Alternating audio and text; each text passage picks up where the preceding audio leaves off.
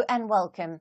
Our top focus remains in Nigeria, where protests against economic hardships have turned deadly. At least 13 people have been killed in the rallies across the West African nation, as per rights groups, with fears of the death toll mounting further. As per reports, many deaths took place in the Kaduna state, as thousands across Nigeria marched against the rising cost of living. Nigerian security forces fired live ammunition and tear gas to break protests in major cities. Some Nigerian media outlets have reported that the death toll is feared to be higher at around 17, and that people have lost lives in major cities like the capital of Abuja and Kano.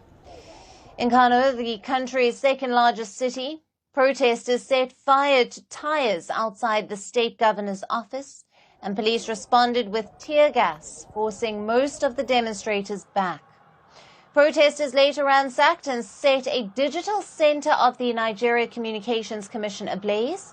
They also raided a warehouse near the Kano governor's office, while police fired shots into the air to disperse the looters. A 24-hour curfew was later imposed in the city. Hundreds of protesters also demonstrated in Abuja, the commercial capital, Lagos, and several other cities. People chanted slogans against President Bola Tinubu, calling him a thief. Now, the mass demonstrations comprise mainly of young people demanding an end to poor governance in Nigeria. Inspired by similar rallies in Kenya, they mobilized the protest on social media, using the hashtag endbadgovernance in Nigeria. You cannot move from point A to point B in this country today without not necessarily breaking your neck. The cost of transport has gone up. You cannot begin to nurse the idea of sending your words to the school in this country right now without not even have to think 100 times. Nigerian officials had warned against attempts to replicate the violent demonstrations in Kenya, where at least 50 people were killed. While the protest anxiety prompted the Nigerian government, led by President Bola Tinubu, to offer multiple concessions ahead of the rallies. Nigerian lawmakers have passed a bill to double the minimum wage, and the state oil firm announced new jobs for the first time in a decade. Despite this, angry youth turned up in huge numbers. Security officials say the protests have been hijacked by criminals and insurgents. The IMN members have hijacked this, they are part of this protest. And that is what we have noticed. That is why we are drawing the attention of the public, since that some bad elements are trying to hijack this protest. Earlier, President Tinubu had warned that the protests would lead to anarchy and said the military would intervene to avert a crisis. Protesters have vowed their rallies will continue in the coming days. Africa's most populous country is struggling with soaring inflation of over 34%. And a sharply devalued naira. The prices spiked after President Tinubu ended a costly fuel subsidy and liberalized the currency more than a year ago. Many protesters say they are battling hunger and poverty due to the price rise. Nothing is actually working in Nigeria anymore. Even as an health worker, I can't fend for my family very well. I can't provide most of the basic needs of my family, not because I am not hardworking, but because the economy is so bad that money has no value again. When we go to the market, you spend the whole of your salary and even borrow more. So nothing is working. Will Nigeria be able to contain the violence, or will it head into chaos? Now, for more on this, we have with us Ambrose Igboke, a PhD and global affairs analyst, joining us live from Enugu in Nigeria. Thank you for being with us. Thank you very much for having me, Alison. Yeah. At least 13 people have been killed in the demonstrations across Nigeria. What are the latest details that you have for us? Today has been more peaceful than yesterday.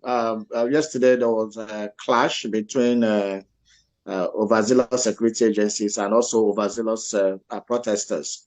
The preparations towards the protest has been that of heated arguments It has that of threats from, government officials. It has been that of threats also from some security agencies. But also some other government officials also have some reconciliatory approach to it, some engaged.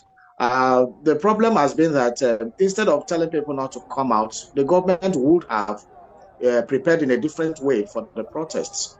I did recommend some days ago that what would have been better would have been the government to engage with these people instead of telling them not to come out. You can reach an agreement, say, okay, let's prevent the issues of the protests being hijacked or infiltrated by hoodlums or by fifth columnists who are, rioters rather than protesters, like what we saw happen in Kano.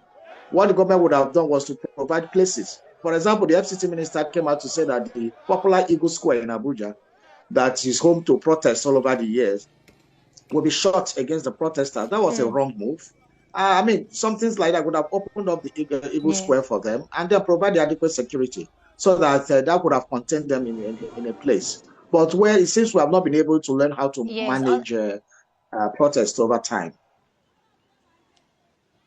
Right. Ambrose, on that, the Nigerian troops and police have tightened security in major cities in response to the protests. This, of course, reflects the heightened tensions.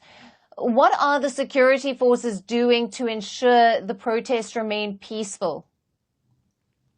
There are a lot of intelligence gathering going on, which we are aware of. And also, there have been also a lot of engagements. For example, one of the states in Nigeria, Edo State, and some other states, we saw the police commissioners there, talking to the protesters, and they were having some engagements. The same thing, like the chief of defense staff just some few minutes ago, that's 15 minutes ago, and a press conference with the media where he briefed the media that the military is on standby in case the situation gets out of hand. We don't pray that it gets to that point, but he just had a briefing with the media community. Also, a lot of states, like in Bayelsa State yesterday, the governor had a deal with the protesters that, okay, you're allowed to protest, we'll give you the cover and the security. Meanwhile, your right to protest should not infringe on the right of freedom of movement of other citizens. So therefore, workers went to work in Bayelsa State and other states yesterday. Protests took place, and it was peaceful. So I think it was the approaches by the different states and different claims that caused the clashes. What happened in Kano, Medjugorje, and some other places were infiltration from people, from hoodlums who caused riots, who focused on looting, rioting instead of having protest. I think it's a failure of intelligence and it's a failure of security for that not to be nipped in the bud. Now, the hashtag #endbadgovernance in Nigeria movement seeks an end to police brutality, improved human rights, and stable economic policies. What are the reasons that have pushed Nigerians to protest? I think what you mentioned earlier, the first you mentioned in terms of police brutality, was what did the last protest, which was called the EndSARS protest that happened in 2020. This one was focused more on the economic issues and the issues of governance, the issue of hyperinflation, the issue of insecurity, the issue of hunger, and then the issue of there are not even pragmatic templates to even call this thing. Because the government on their side, I would say, oh, be patient with us.